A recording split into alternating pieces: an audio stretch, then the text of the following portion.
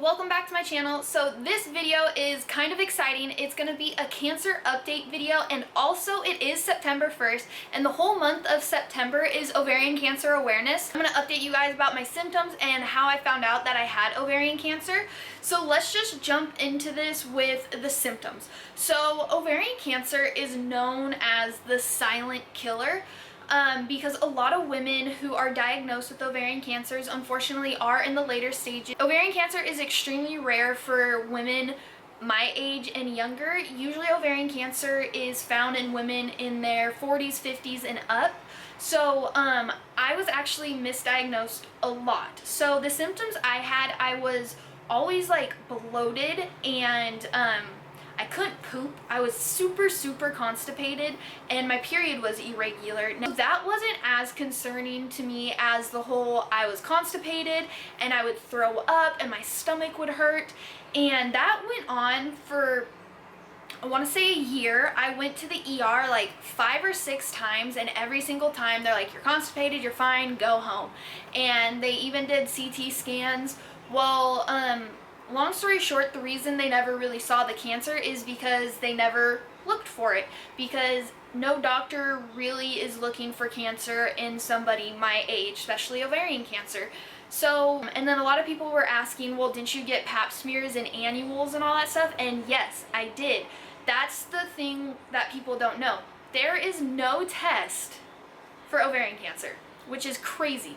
Like, your pap smears will not tell you if you have ovarian cancer. It'll tell you if you have like cervical cancer, but not ovarian. The only thing that can kind of hint to doctors that there's something going on is your CA-125 test, and that's just your tumor marker level, and that's the average for a healthy person is 0 to 35.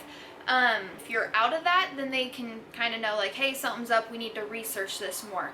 So those were the symptoms I had, and like I said, each time I just kept getting sent home. They're like, you're constipated, you're fine.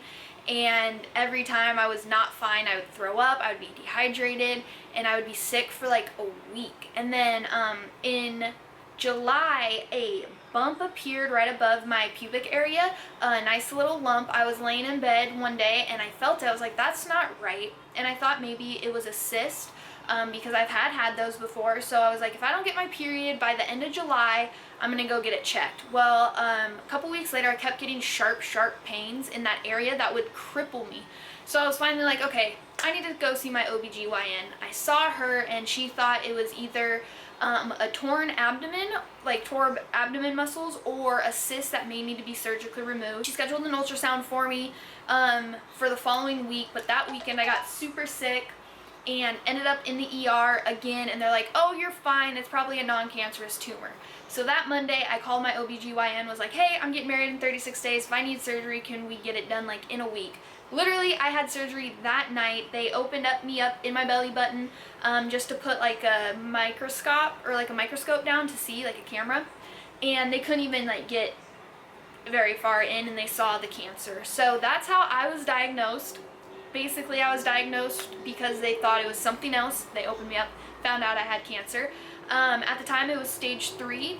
When I came back to Washington and had my surgery, and it ended up being stage 4 because it did go into my spleen, but I'm doing great right now. So a lot of the symptoms for ovarian cancer are very common to IBS and constipation. So it's kind of one of those hard things to diagnose. So don't like freak yourself out if you're a woman and you're like, oh my gosh, I'm bloated, I have cancer.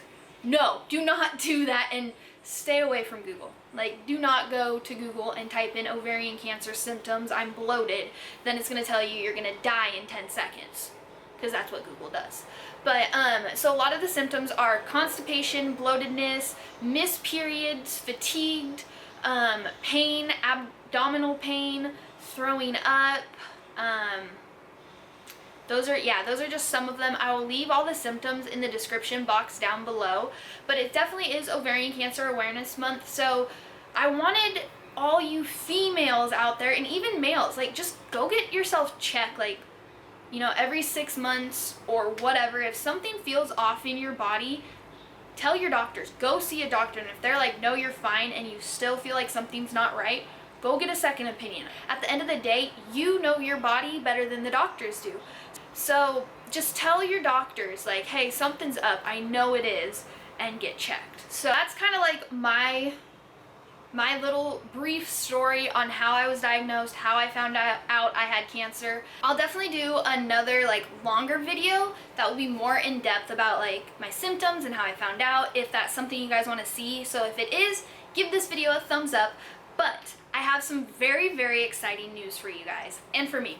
So yesterday I met with my doctor, and I haven't seen her in about 2 months. Well, I met with her yesterday and we have the final report, and we have amazing news. Yes. So if you follow me on Instagram, you probably already saw, but if you don't, follow me on Instagram. I'll have that down below and at the end of this video. So when there's cancer in your body, that sugar will make it light up.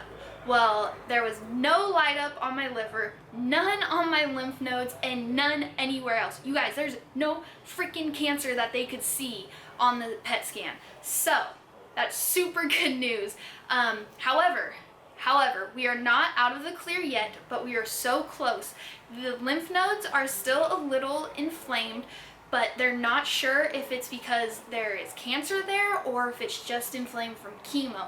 So what we're doing is, at the end of October or sometime in October, I'll be getting another PET scan and CT scan, and they'll compare those to the ones I've already had. If everything looks the same or even better, then I'll be just on Avastin for the rest of my life, which is basically 30 minutes once a month.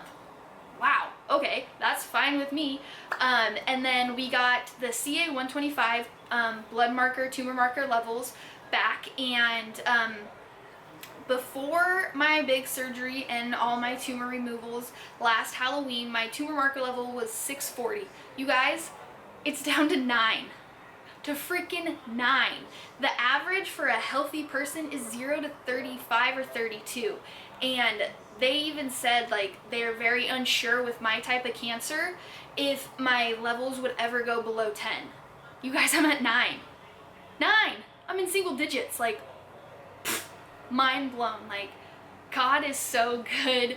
Oh my goodness. So that is the cancer update, and it's Ovarian Cancer Awareness Month, so just know the symptoms, know the signs, and just be informed. Just spread the message. I would love it if you guys could share this video just to get the awareness of ovarian cancer out there, especially for women my age, because it's very, very rare for women my age to get it, but it's becoming more of a common thing. So spread the message, spread the love. I can't thank you guys enough. I can't thank my amazing doctor and her team enough, and I can't thank my family, friends, and especially the man upstairs, God, enough. I just love you guys so much. I'll see you in the next video, and I love you. Bye!